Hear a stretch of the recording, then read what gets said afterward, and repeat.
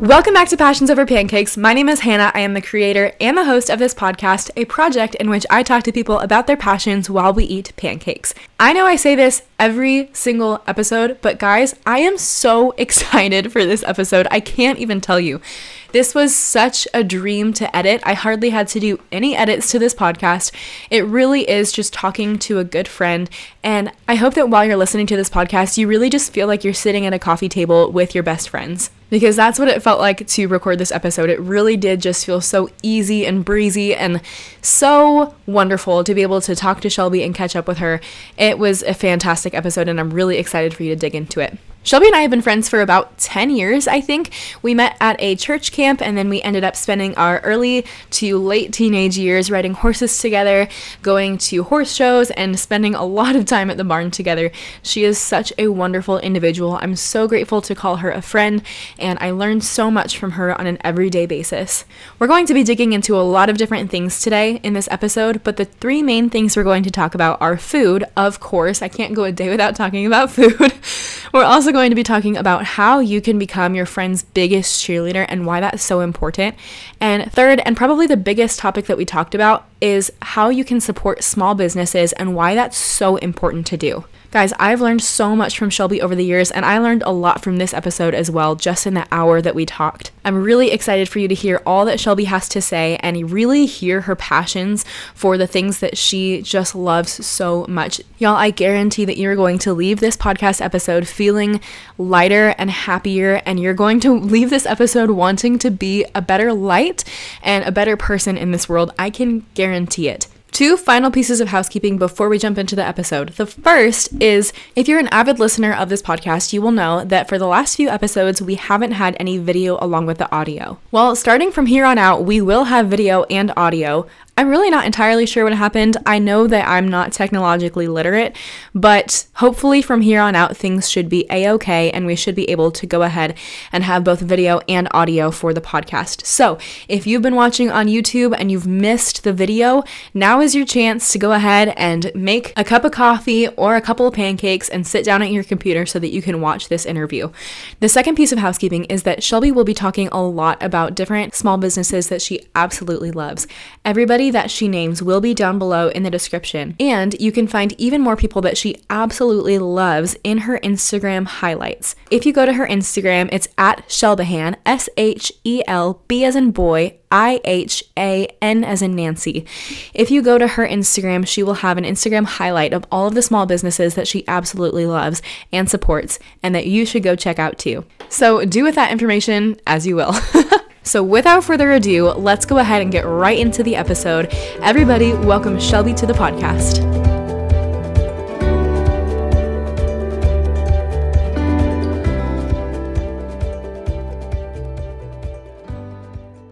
Shelby, thank you so much for being here. Welcome to Passions Over Pancakes. I'm thrilled that you're here, and I'm so excited to hear about small businesses, cooking, all the things really in terms of food and small businesses and why you're so passionate about those things. So welcome to the podcast. I'm glad you're here. Thanks. I'm really excited to be here. So why don't you go ahead and introduce yourself to everybody who's listening and watching? Who are you? What are you doing now? And just introduce a couple things that you want to talk about during this podcast. Yeah. So my name is Shelby Livingston. I live in Salt Lake City and I love Salt Lake City. I love small business. I love food, eating and making it. I currently am the manager of the Salt and Honey location inside the visitor center. So I kind of get to sell people on small business and on Salt Lake City. And that's kind of really fun for me. And I love it. And yeah, I just live in Salt Lake with my husband and our dog, and we're doing great. We had a pandemic wedding, as did you. Yes, ma'am. It's very, really put us through the ringer. So we are kind of just now planning a honeymoon trip a little bit. We're going to be in New York in April. So we're pretty excited. Fun. Yeah. That's so fun. We were supposed to be there April 2020. And then New York City became the epicenter of the pandemic. So we held back on that one. And then we didn't really have a honeymoon. So we're kind of making up for lost time. So we're really excited about that.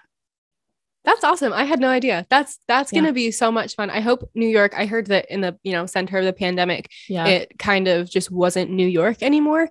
And so hopefully as things have started to regrow and within itself just become more of New York in a stronger way, hopefully you're able to see a lot of really cool things. Yeah. I'm excited. It seems everything I've checked out so far seems like it's going to be open.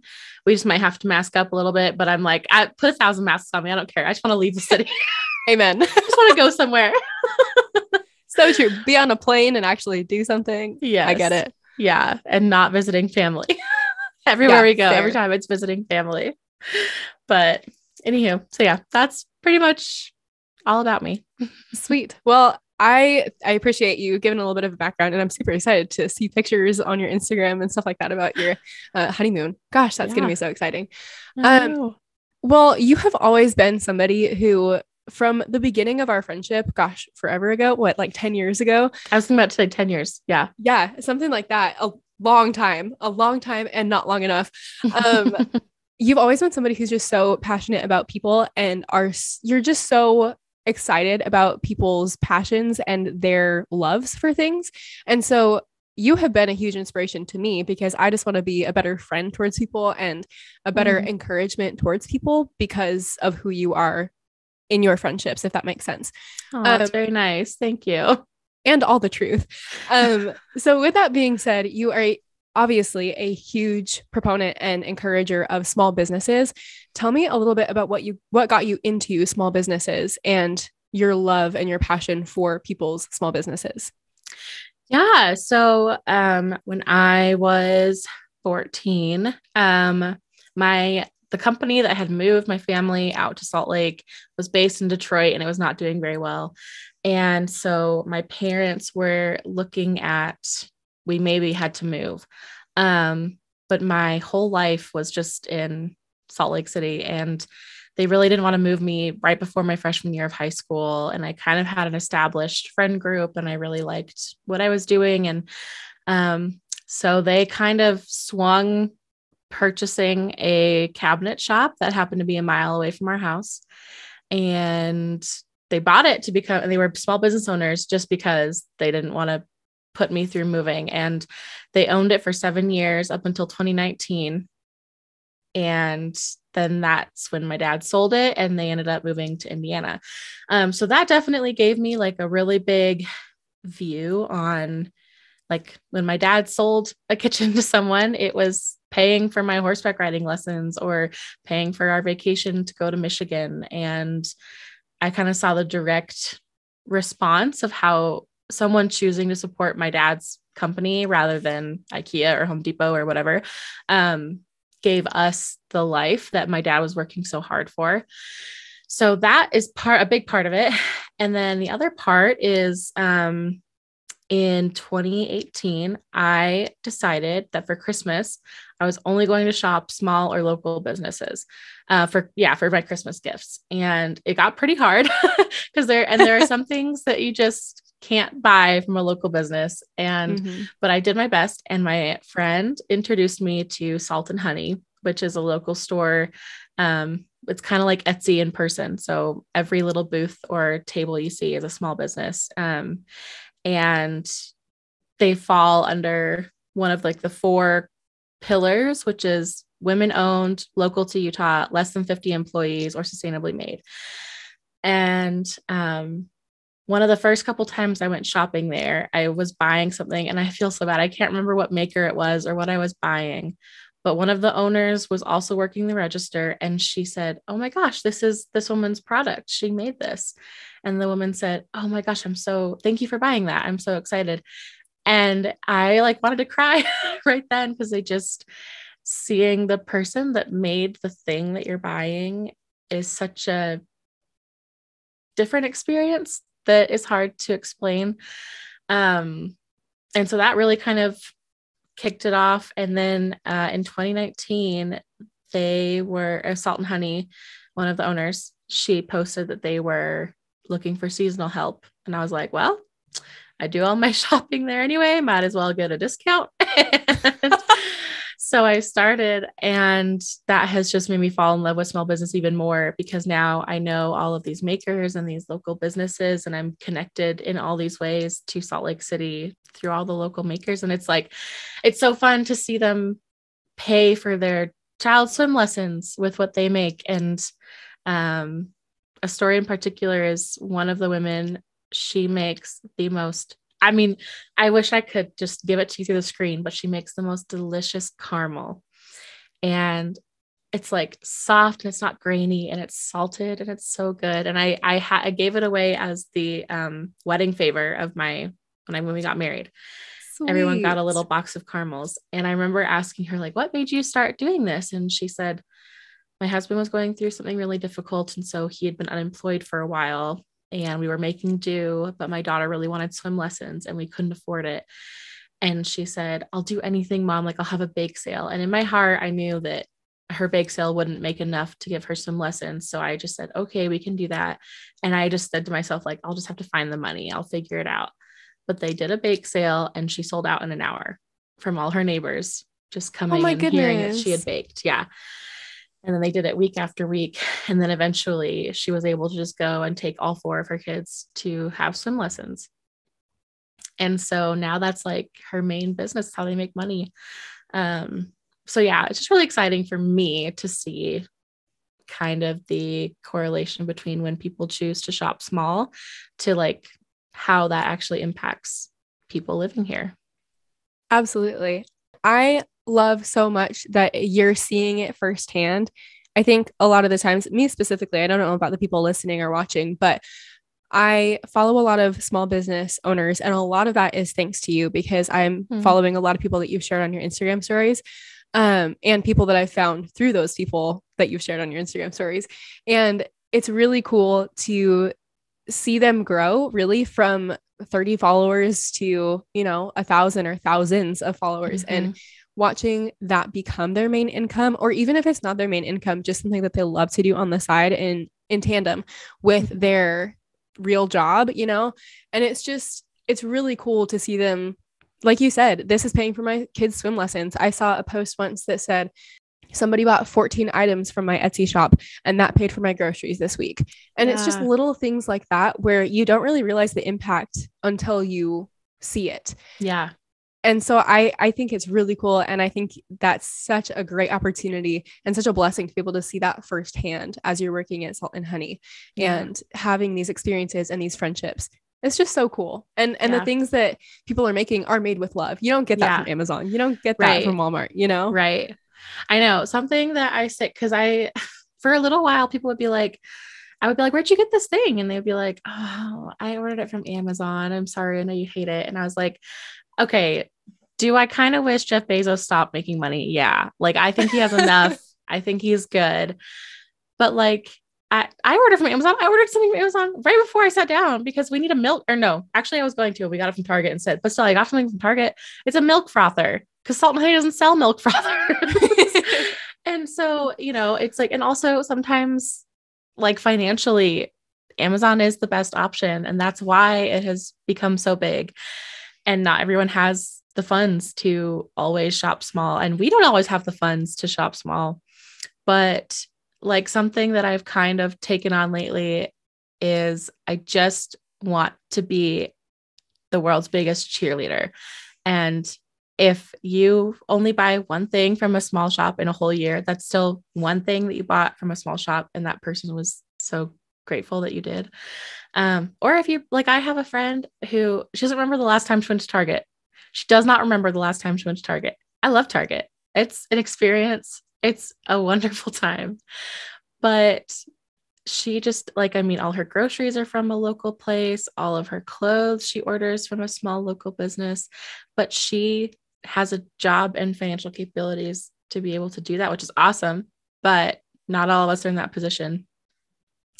And so it is really cool when I see people choose to support my friends or people that I love. And one that comes to mind right now is my friend JC. I think she did my wedding bouquet, the embroidery, Yeah. Yes. I'll plug her. Gorgeous. Yeah. I was going to Yes. say she will be linked down below. Absolutely. Perfect. Wow. She's incredible. Yes. Stay-at-home artist. She's amazing. And she's so nice. And she just like, she's just the best way I can describe her is like, if you want to know what it's like to be loved by a friend, it's her. And she's so great. And so, she watching her business grow, and she even like a podcast that I listen to, it's called The Bible Binge. They have artists in residency, and like, because I shared her with someone on their team, they asked her to be an artist in residency and like commissioned a couple of pieces from her. And it's just like, it's just crazy how things like that can happen. And it's just a couple of orders for them, or like, one smaller thing. But for her, it's like that gave her a huge new platform to display her work. Absolutely. And an exciting opportunity. So yeah, I think that's all. I'm getting like existential cotton mouth right now. So I'm trying to drink water. Between answers. You're good. Do it. I think that being the world's biggest cheerleader is something that not many people can do, and you do it so well, and you've done it consistently so well for so long. For everybody that you meet, and even people that you don't know very well, you are people's biggest cheerleader, even people that you haven't seen in months or years. And it's just really an encouragement to be able to see you doing something that you love so much in work, but also doing something that you love so much, which is supporting your friends, which is sometimes also a full-time job. And so you doing that and having these people on your minds all the time is really beautiful to see. And if you guys follow Shelby, or if you follow any of these artists, that all will be linked down below. All of Shelby's favorite artists and small business owners will be linked down below.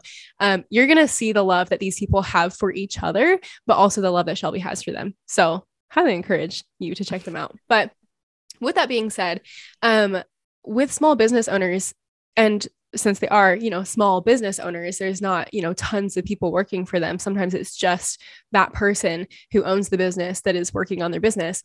What kind of community does that bring together for people? Maybe it's the people at Salt and Honey, or people that come through that shop at Salt and Honey. What kind of community is being built by those people? Does that make sense? Yeah, that's a really good question.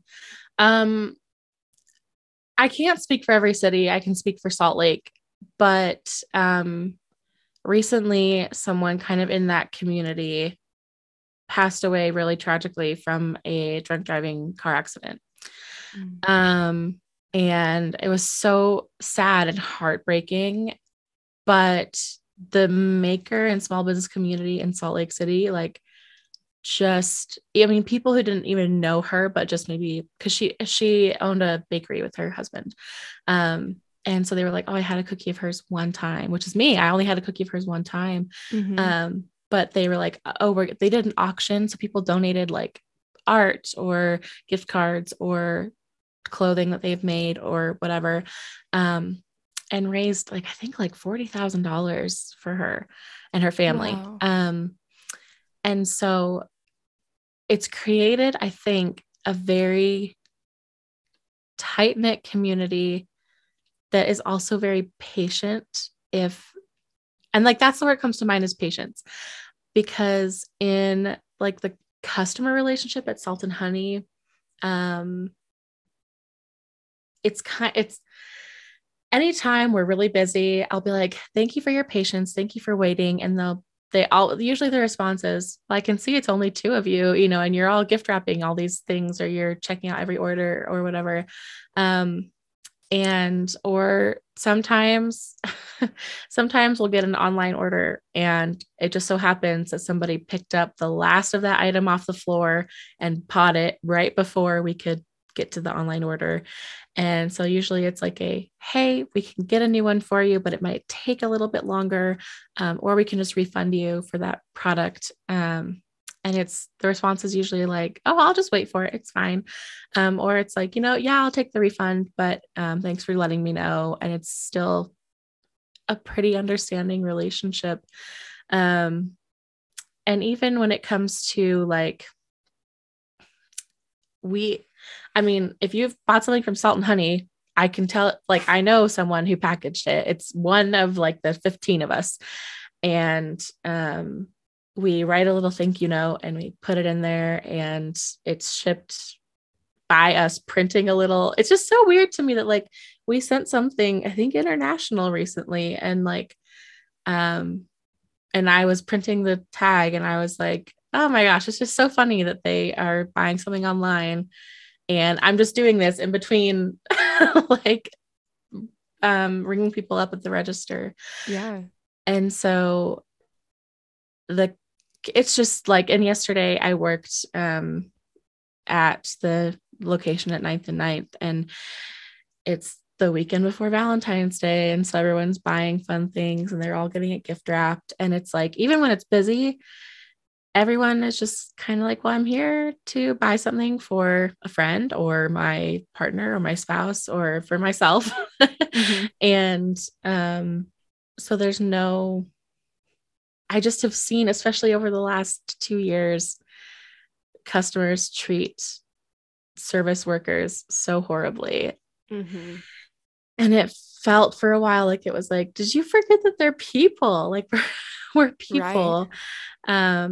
But at Salt and Honey, I've never had those experiences. And even I have a friend who works at like a bigger store and they're requiring masks right now. And she has gotten so many harsh remarks over asking people to put their mask on, which one, she's like, I don't control this. I'm not in charge here. Like, this is just my job. And at Salt and Honey, we're requiring them right now too. Mm-hmm. But everyone that I just said, like, ask them to put it on, it was a very simple, oh yeah, totally. And it's like, why was I so afraid to ask them to do that? I shouldn't have to be afraid, but other people have had other experiences. And so I think that's also why I love it so much, is the people that shop there, they're choosing to support local. They're choosing to, you know, take a chance on us almost, of like, they might have to wait in a little bit of a longer line, and we might not have the size that they need because we can only store so many things in the back. Yeah. But they're choosing to be patient, I think, above all. So that's kind of what comes to mind, I guess. For sure. I think that's incredible, especially I think sometimes it takes a certain type of person to actively choose to shop small. And in my head, I kind of relate it to, there's a lot of people who are eco-friendly, and it takes a lot of willpower and it takes a certain kind of person to care that much to do the things they do and not do the mainstream thing. And for the people who are willing to step into a store or shop online and take, like you said, take a chance, because you never, really know what you're going to get. And it really is a chance that you're taking, and that could turn out so beautifully. And I think most of the time it does. I don't know personally anybody that has shopped small and has regretted it. And usually, it starts this train of, oh, I bought one thing small. I want to try buying other things small too. Mm-hmm. And from what I've seen online, the people who are small business owners and who are doing things full-time or part-time, and that's their passion, they're so willing to share that love, and they're so willing to spread knowledge. Whereas, larger corporations are taking those secrets completely for themselves. But a small business world is so loving and compassionate and wants to get that information out, because for the most part, it seems like everybody who is a small business owner wants other small businesses to succeed.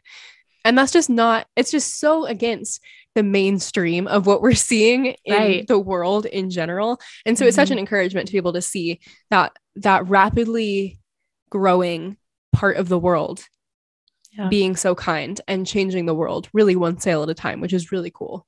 Right. Well, and I had a friend, we were talking about work, and she said she recommended someone go to a different big box store because they didn't have the item somebody needed. And she was reprimanded for it because they were like, they should be able to find everything they need here. Why are you sending them to a different store? And that was just so different, because at Salt and Honey, we did training a while ago, and one of the owners literally said, here are some stores that we are friends with them. They stock here. And if someone can't find what they need here, we send them their way. And it's, they're down the street or they're in a little bit of a different area, but we still recommend them. And so every time I'm working, I feel like I'm telling people, oh, well, you should go check out this store, or you should go, because, and this is on the owners of Salt and Honey. I really respect them for it, but it's like, if they're going to be climbing up, they're going to be pulling everyone with them. And so that's a big thing for them, is like, we don't go alone. We bring everyone we can. And I think kind of all of them have that view of like, how can I support other small businesses in this? And that ties in, like, working at the visitor center, I get people who are visiting Salt Lake City who've never been here, who want a unique experience. And I can be like, well, let me tell you about all my friends that own all these small businesses that you can go to, and you don't have them where you're from. So that is super fun. Yeah. Spread the love. Yeah. You know, spread the wealth, spread the love. I love so much what you said. If you're going up, you're going to take everybody with you. That's such a unique mindset that we all need to adapt to, you know, because that is how things should be. Absolutely. I love that. Well, I don't usually like talking about, you know, the impending doom pandemic that is happening and has been happening.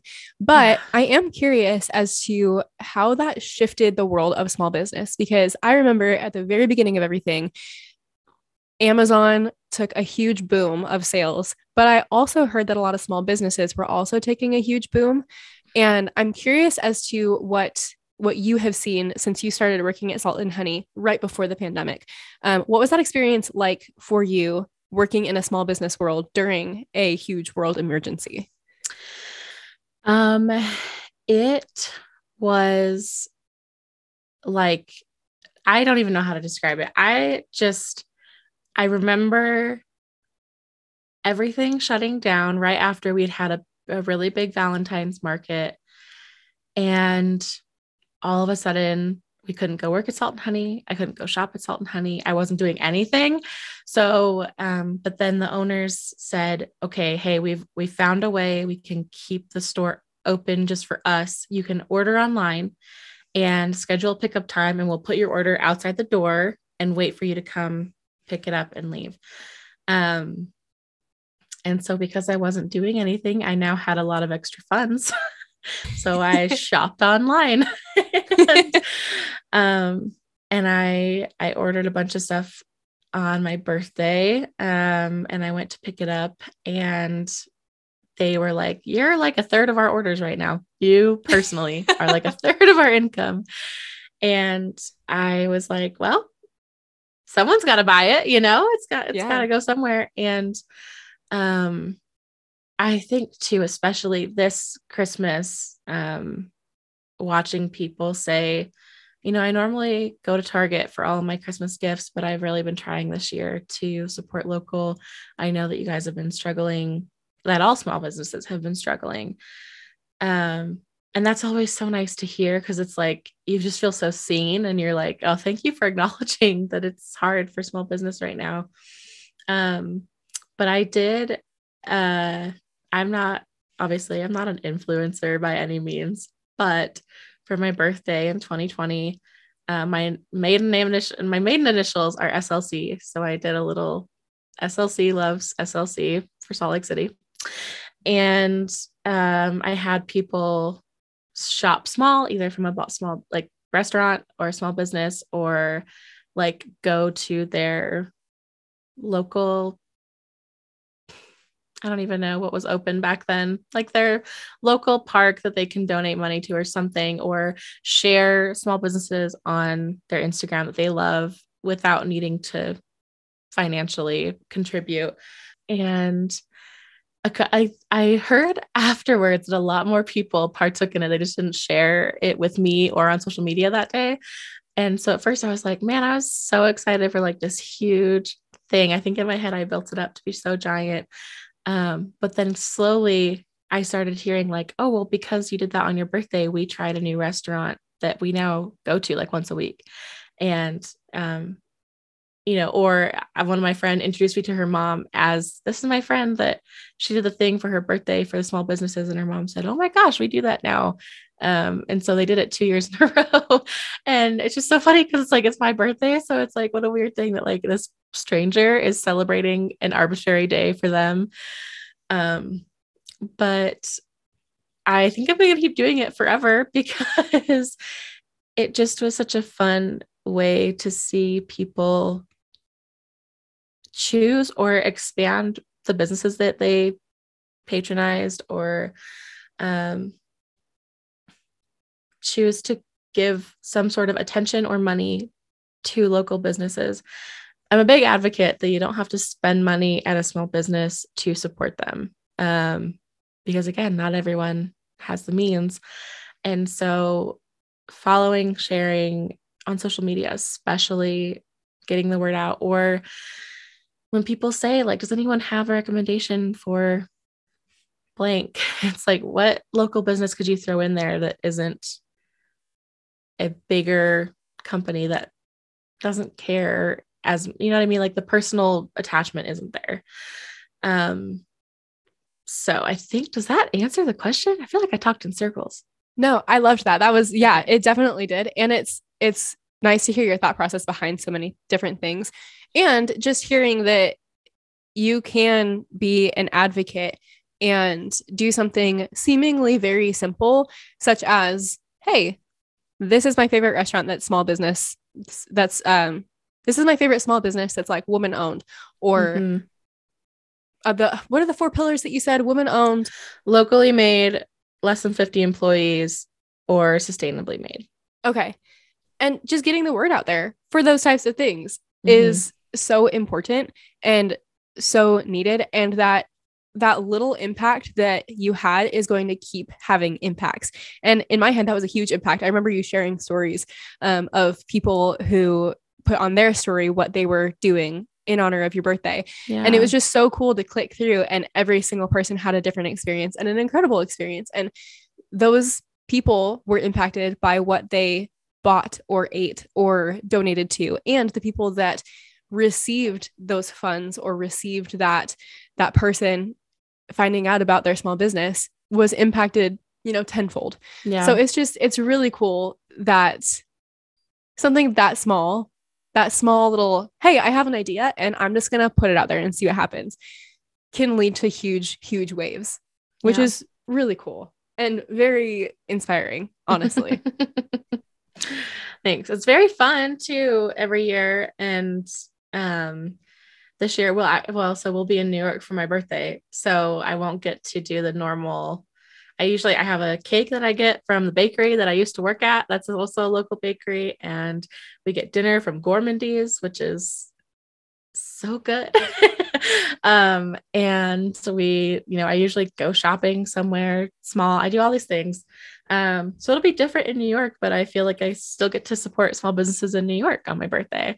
One is less small, but I'm 100% going to Carlo's Bakery. Just so I can eat a cannoli. You have to. You have to. I have to. So we will be doing that.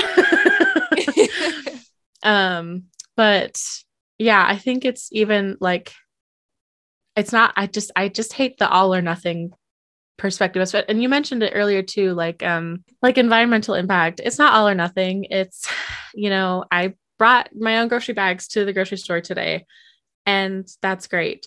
But also, I'm not dumping chemicals into the ocean, so I can't fix everything. So if I happen to get plastic bags one day, I'm not going to mourn it. I'll just try to do better next time. And that's what I can do. And so I kind of have to take that into a lot of areas, and especially with small business. It's like someone I know opened a new location for her store, and it was at a time when money was a little tight for me, but I still wanted to go. And so I think I spent like $6, but I shared it on my Instagram story, and I was like, you should come check out this store. It's so fun. It's so cute. And I had like 10 people say, oh, I went and shopped there because you shared about it. And I was in the area, and I loved it. And now I go all the time. And so I think that just speaks to, you don't have to spend a ton of money to make a difference. Sometimes just word of mouth is what it takes. Absolutely. And you mentioned Gormandees, and the first time that I had Gormandees was in 2020. And I just love it, first off. But the Gormandees that I frequent probably far too often when I am in Utah was in the spot where there was probably 5 or 6 businesses within 3 or 4 years that turned over the same building. So when we first moved, it was Nacho Mama's place. We never went there, but I wish we had. And then it turned into the Dancing Yeti, which was a cute little coffee shop. Did you ever go? I think I went like one time forever ago.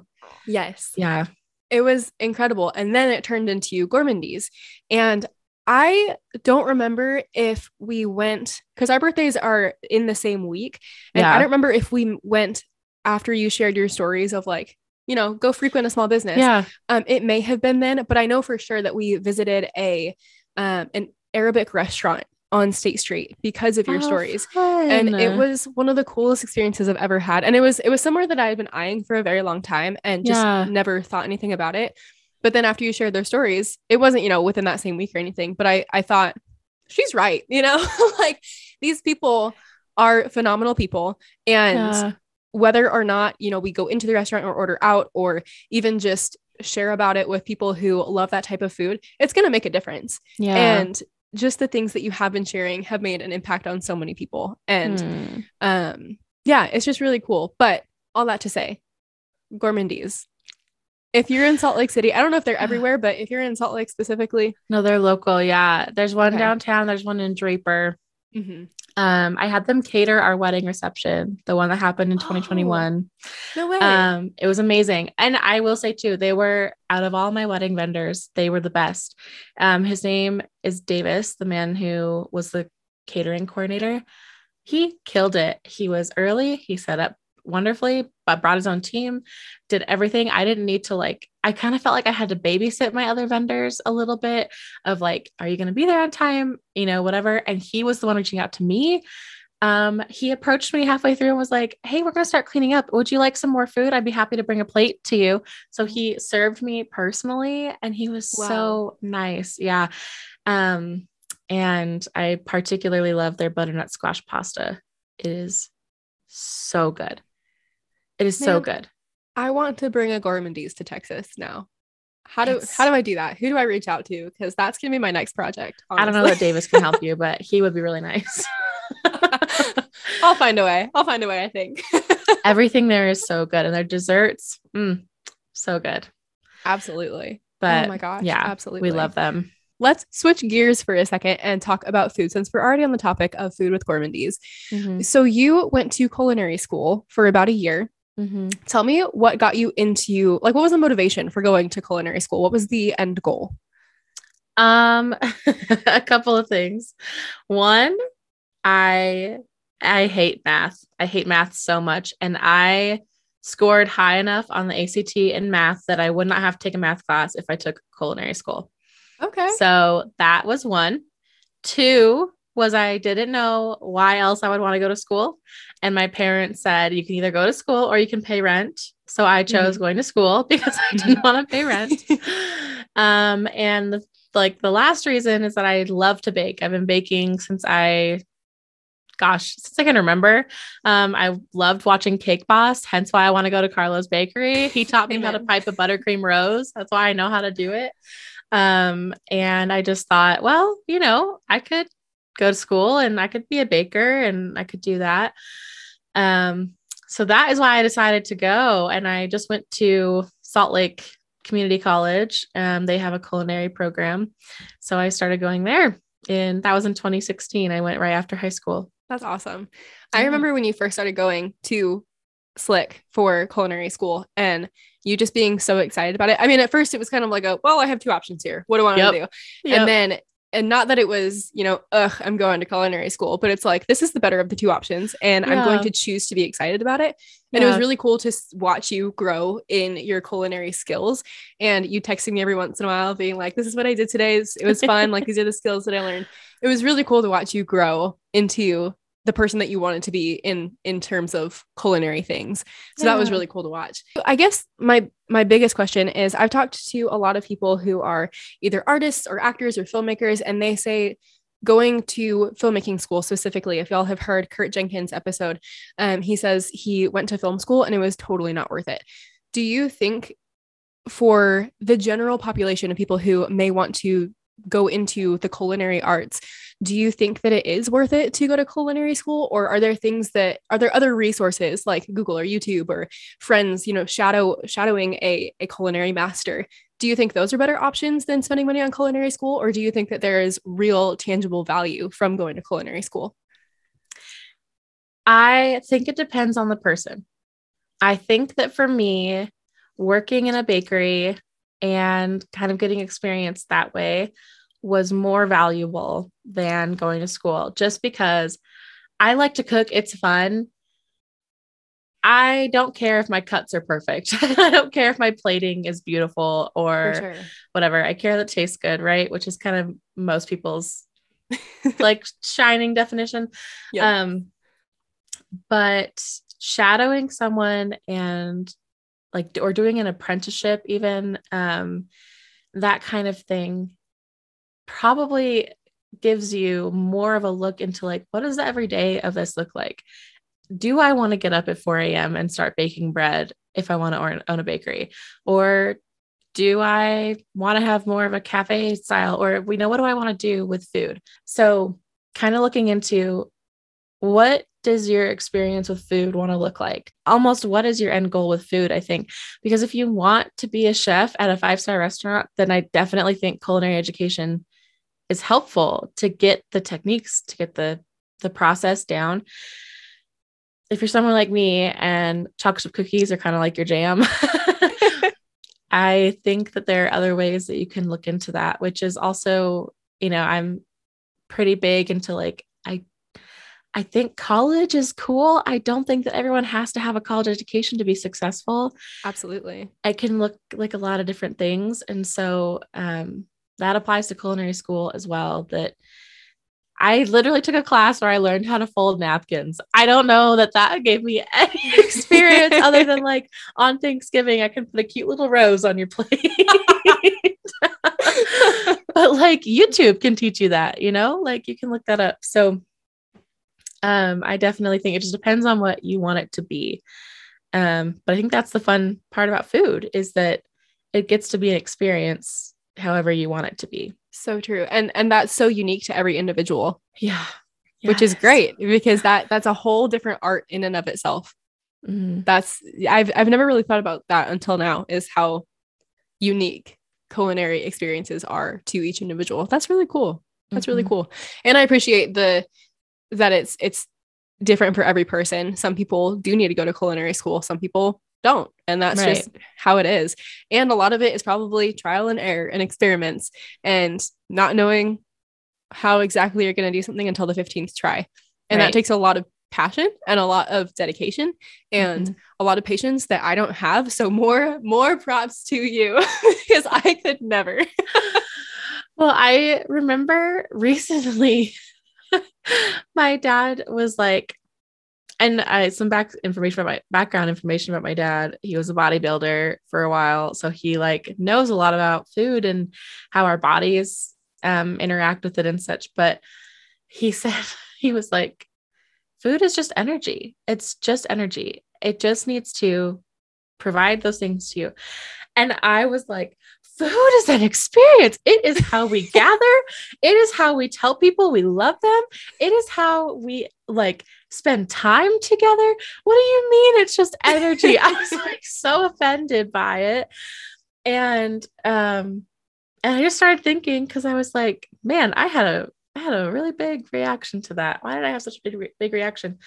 And it was like, because for me, food is tied to memories. Food is tied to culture. I mean, I'll never forget the scone that I ate in Ireland, looking at a castle and drinking a mocha. It was just so good and perfect. And, and there's a German bakery in town that I go to probably at least once every other month. And I just get bread from them because it reminds me of when I went to visit my friend in Germany, and her mom made us little sandwiches with the bread and sent us on our way. And it's just like, that's so tied to my life for me, that's kind of how I view food all the time. And when you're homesick, you make food that your mom used to make. And, when you're actually sick, you make food that you had growing up, or whatever. And so, yeah, food experiences with food are definitely a big thing for me. I get that completely. And it's just really cool. It's really, really cool talking to somebody who went through culinary school, but also has such a deep love for food. And like you said, the gathering of people and the experience when you taste it and the memories that are tied to it. There's just so much tied up in food, emotionally, spiritually, like physically, just everything with food. And it's something that we need to live. And so being able to enjoy it is a priority, I would say. And especially, amen, right? Yeah. But especially like being with good people and eating good food, whether that's something you learn to make on YouTube or a cookbook or anything like that. Like there's just so many different ways that you can enjoy food and truly enjoy it instead of just, grabbing something to eat while you're in the car on the way to work and not really truly enjoying it. So, yeah. And that definitely happens. Like, I mean, sometimes my breakfast is a good old gluten-free toaster waffle from Trader Joseph himself. And that's just how it is. And then sometimes it's, an omelet that I made very passionately or whatever. But yeah, I just think we could just get this one life. And why would you not spend it savoring everything you get to eat? Absolutely. Absolutely. I'm gonna frame that quote in my kitchen. I kid you not. I think I might. That'd be perfect for it. I think I might, honestly. Is there anything else that you wanted to say about food or about small businesses before I ask you these last couple questions? No, I just want to say I'm not an expert. So take what I say with a big grain of delicious flaky salt. I love That's that. about it. Absolutely. And my big push for this podcast is, maybe there will be experts on things at one point. There have been a couple of podcasts prior to this one where people are experts in filmmaking or healthcare or whatever it is that they have loved so much. But more than anything, I love the people who are like, this is what I love. This is what I'm deeply passionate about, and take it or leave it, because this is my experience with it. And it's so individualized. And if you can take something from it, take something from it. If you can't, have a wonderful day. Yeah. No skin off my nose, no skin off my back. No skin off my back. Something like I that. don't know. I don't know. But Kendra Adachi, she's the Lazy Genius. Have you ever heard of her? She has a podcast and she has written a book, and she's just a smart woman all around. She has a thing, as always says, like, take what you want, leave what you don't. And that's how I feel a lot of times. I'm like, this may be helpful. Only one part of it may be helpful, but that's fine. I like that. Take what you want, leave what you don't. Yeah. Man, my kitchen wall is going to be filled with quotes from this podcast. I'm telling you right now. Amazing. Oh my goodness. All right. Well, let's wrap up with a couple questions. Okay. The first one being tying it kind of all back to small businesses, also with food, because there's a lot of small businesses with food.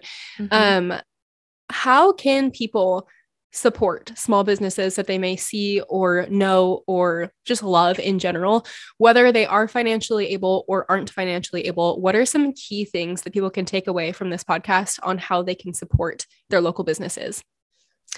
Yeah, so there's a lot of different ways. We kind of touched on it, but sharing on social media, because you never know who is looking for someone to cater a big party that could give someone an opportunity, or who is looking for the perfect vintage find and they didn't hear about that store until you shared about it. So sharing social media. I follow a lot of like chefs and like bakers and stuff. And part of how they increase revenue is YouTube videos. So watching their YouTube video, or sometimes I just will play it while I'm getting ready and kind of, it's like background noise, but it's nice and it's giving them another view. And obviously shopping, buying, whatever. Sometimes what I'll do is I'll ask for Christmas or my birthday, I will ask for gift cards to certain businesses. Because then people who are financially able and that are asking you, what do you want for your birthday? You can say, well, I've been looking at this store for a while and I would really like to buy from them, but I'm not able to right now. So I'd really love a gift card. That's great. Just sharing their posts and and Instagram is a pain in the butt, but they change their algorithm all the time and they change how people can be successful.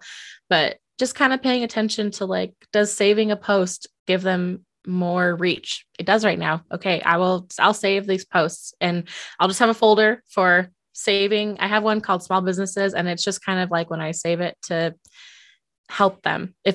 And really, who knows if doing that is helping them, but I'm doing what I can.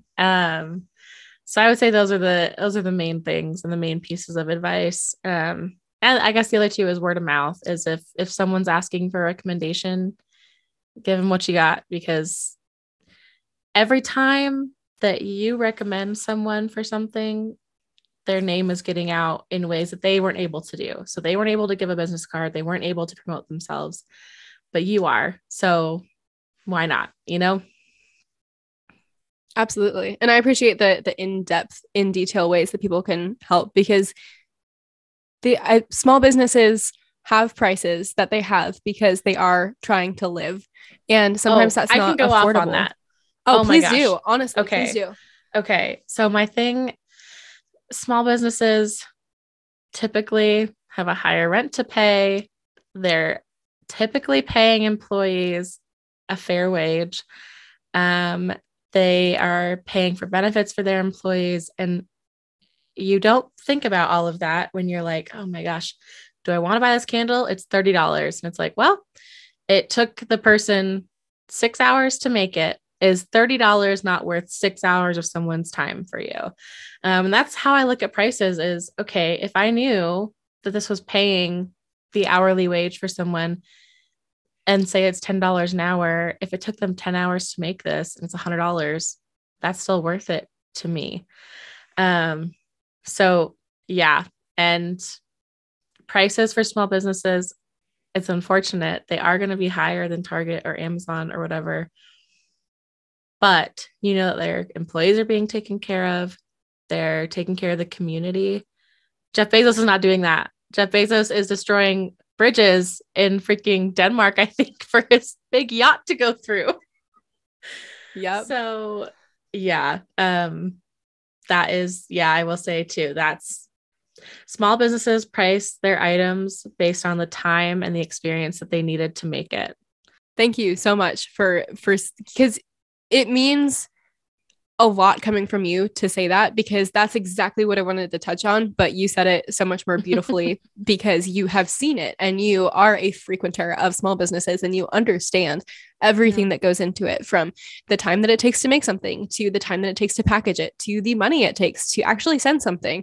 Right. And every single piece is so individualized to that business and to those customers, but also so important to that person who is making it and packaging it and paying their employees and paying for kids' swim lessons and paying their rent. It's so important.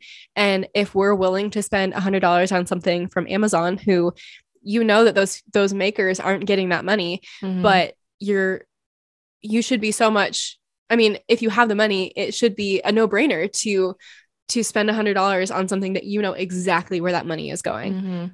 And it's just it's a mindset switch, honestly, because we're so used to that instant gratification and things come in 2 days from Amazon, and it's so much easier in a way to buy from Amazon or Walmart or Target or wherever it may be. Right. But it really is that mindset switch, like we talked about a little bit before, that is such a slow mindset switch, but it's so worth it in the end. And it really does make big waves and huge impacts, and is so worth it. Yeah. And something that I've retrained myself to say is, a small business is not too expensive. I just can't afford it right now. And that's okay. And that's any small business owner that I've talked to. If I've been like, it's not really in the budget right now, they've been like, that's okay. That's fine. It's okay. None of them are going to be offended if you say I can't afford that right now. But placing it on them of this is too expensive. That's telling someone that your time is not worth this money. And your experience is not worth this money. And that's just not true. So that has been something big for me of rephrasing, saying it's not too expensive. It's priced what it's worth. Right now, that's not feasible for me.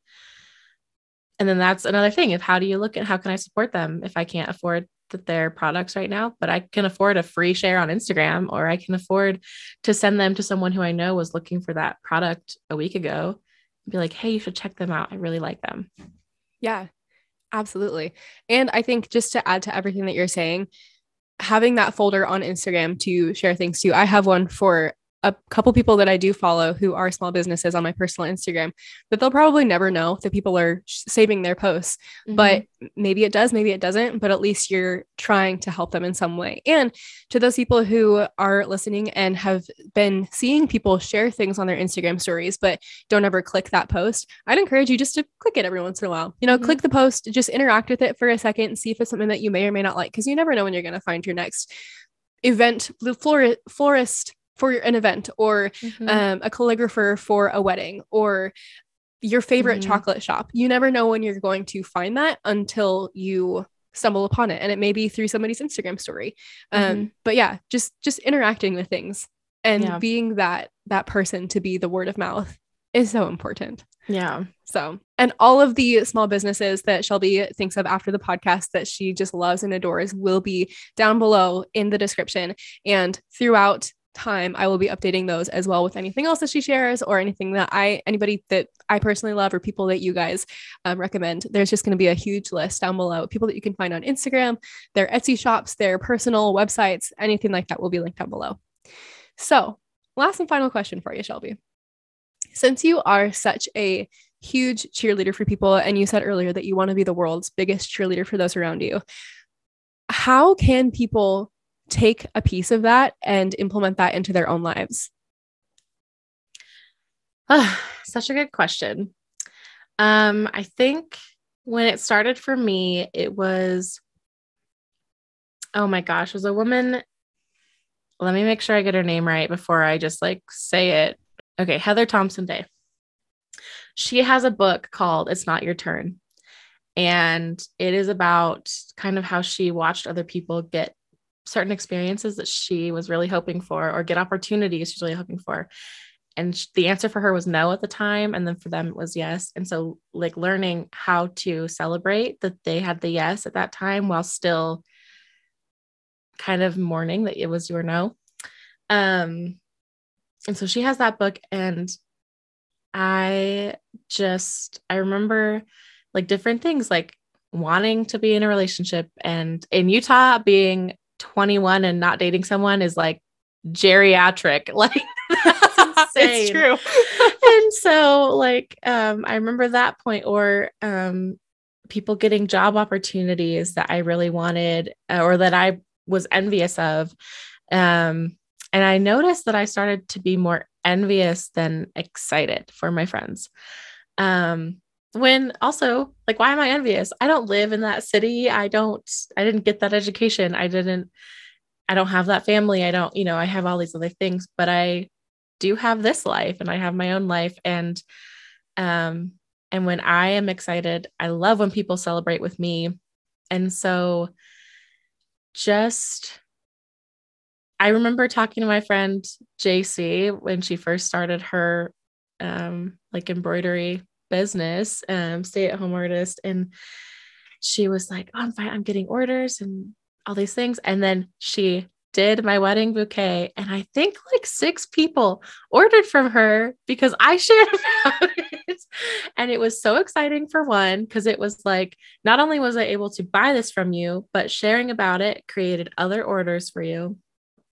2, that is so exciting that she got to do that. And I just I think part of it is just my love for my people. I want them to be as successful, as happy, as secure as they can. And so I will celebrate every step we can get there.